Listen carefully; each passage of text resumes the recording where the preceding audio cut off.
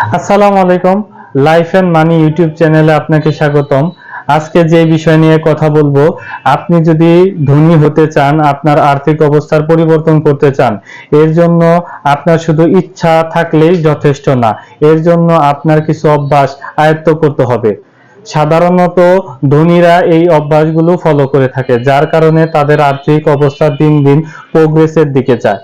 আপনিও যদি আপনার আর্থিক অবস্থার পরিবর্তন করতে চান, এই অভ্যাসগুলো আপনাকে আয়ত্ত করতে হবে। আজকে বলা 6টি অভ্যাস আপনি যদি আয়ত্ত করতে পারেন, অবশ্যই আপনি আপনার আর্থিক অবস্থার পরিবর্তন করতে পারবেন।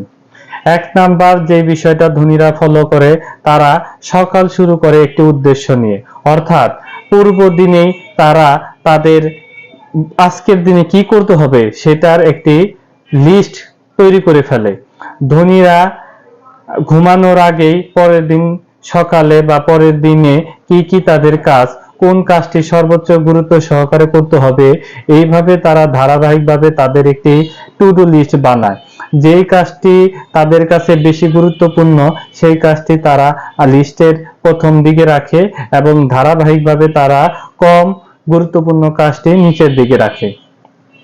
এই অভ্যাসের মাধ্যমে ধনীরা তাদের কাজটি সঠিকভাবে করতে পারে এবং যেই কাজগুলো বেশি গুরুত্বপূর্ণ, সেই কাজগুলো তাদের করা হয়ে যায়। আপনার কাছে যদি প্রকৃতপক্ষে কোনো লিস্ট না থাকে, তাহলে আপনি ভুলে যাবেন আপনার কোন কাজটি করা প্রয়োজন। এইরকম ভাবে অনেক কাজই আপনার কাছ থেকে হারিয়ে যাবে।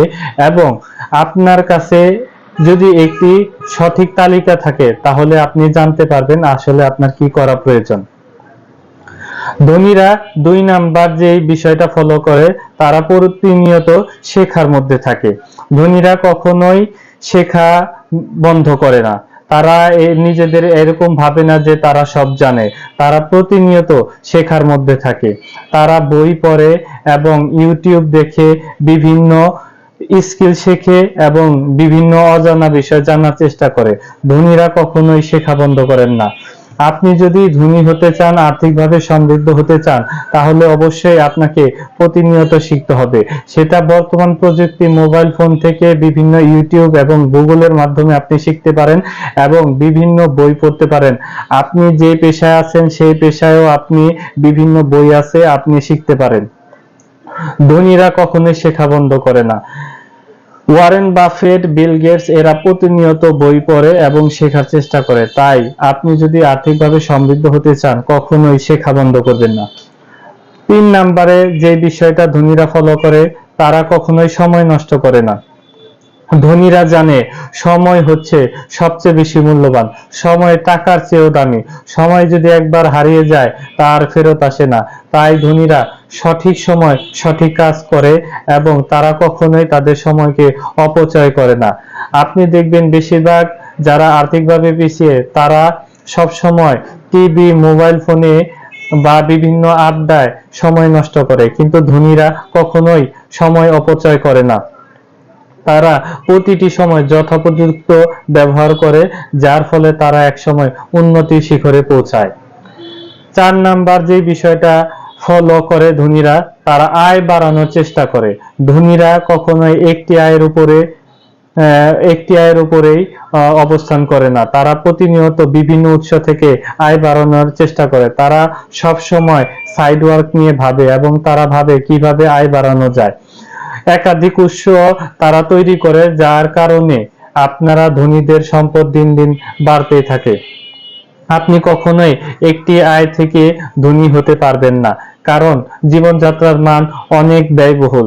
তাই আপনি যদি ধনী হতে চান, আপনাকে অবশ্যই আয় বাড়ানোর দিকে ঝুঁকতে হবে। 5 নাম্বার যে বিষয়টি হলো, সেটি হলো ধনীরা আপনার কখনোই অপচয় করে না। অপচয় বলতে আর্থিক অপচয় বোঝানো হয়েছে। ধনীরা যেটা প্রয়োজন সেই দিকেই খরচ করে এবং অপচয় রোধ করে। তারা তাদের খরচের একটি তালিকা তৈরি করে, যেই খরচটি দিন দিন অপচয় হচ্ছে বা যেটা অনর্থক খরচ, এইরকম খরচ থেকে ধনীরা নিজেদেরকে সরিয়ে আনে এবং তারা প্রতিনিয়ত ট্র্যাক করে তাদের খরচের। আপনিও যদি আপনার বাড়তি খরচ যেটা অপচয় এইরকম খরচ কমাতে চান, তাহলে অবশ্যই আপনাকে প্রতিটি খরচ লিখে রাখতে হবে এবং কোন খাতে কেন খরচ হলো সেটাও লিখে রাখতে হবে। মাস শেষে যখন আপনি ফলো করবেন তখন আপনি দেখতে পারবেন যে আপনার অনেক অপচয় হয়েছে এবং কোন খাতে খরচ না করলেও চলবে সেই ভাবে আপনি আপনার খরচ কমাতে পারবেন। সেটা ব্যবসায়ী হোক, পারিবারিক হোক, সব ক্ষেত্রে আপনি আপনার খরচের একটি ট্র্যাক করবেন। 6 নম্বর যে বিষয়টা আপনাকে খেয়াল রাখতে হবে, ধনীরা মন এবং স্বাস্থ্যের যত্ন নেয়। আপনি যদি আপনার মন এবং স্বাস্থ্যের যত্ন নেন, কখনোই আপনি আগাতে পারবেন না। মনে রাখবেন, একটি দুর্বল শরীর কখনোই যুদ্ধ জিততে পারবে না। আপনি যদি ধনী হতে চান তাহলে অবশ্যই আপনাকে শারীরিকভাবে এবং মানসিকভাবে স্ট্রং হতে হবে। ধনীরা সবসময় পজিটিভ লোকদের সাথে থাকে, কখনোই তারা তাদের বন্ধুদের তালিকায় নেগেটিভ পিপল রাখে না। তাই আপনি অবশ্যই বন্ধু নির্বাচনের ক্ষেত্রেও আপনি সতর্ক থাকবেন, কখনোই নেগেটিভ মানুষের সান্নিধ্যে থাকবেন না এবং অবশ্যই পুষ্টিকর খাবার এবং নিয়মিত শরীরচর্চার মাধ্যমে শরীরকে এবং মনকে গঠন করবেন। এই অভ্যাসগুলো যদি আপনি আয়ত্ত করতে পারেন, অবশ্যই আপনি আপনার আর্থিক উন্নতি করতে পারবেন এবং আপনি দিন দিন ইনশাআল্লাহ ধনী হয়ে উঠবেন। ধন্যবাদ।